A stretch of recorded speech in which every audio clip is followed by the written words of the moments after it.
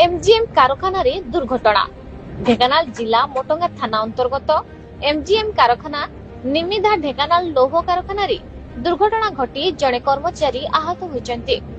मिलिथिबा सूचना अनुसार कारखाना संप्रसारण पाई स्थापित मोबाइल स्क्रीन भांगी पड़िबारु ता तळे छिड़ा होइतिबा इंजीनियर शताब्दी राजमोहन स्क्रीन तळे चापी होई जाइतिले। दुर्घटना रे डाहाण हाथ अंटा बाम गोड़ भांगी जाइछे। कारखाना कर्तृपक्ष उद्धार करी आम्बुलांस जोगे चिकित्सा पाई ओडपड़ा स्वास्थ्य केन्द्र को नेइथिले। सेठारु फेराई देबारु भुवनेश्वर स्थित श्री हॉस्पिटल रे चिकित्सा पाई भर्ती करा जाइछे। उक्त घटनास्थल रे प्रक्रियाकरण मुख्य शुभेन्दु पंडा उपस्थित थिले। जणा पड़े दुर्घटना स्थली रे एक दुई जनकर ड्यूटी नथिला।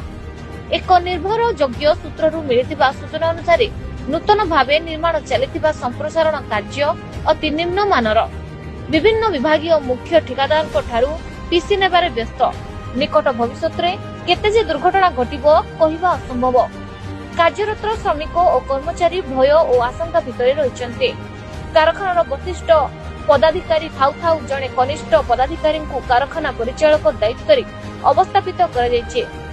सब जानी सुनी कारखाना और बास्तित विभाग एवं श्रम विभाग चुप रहिचंते।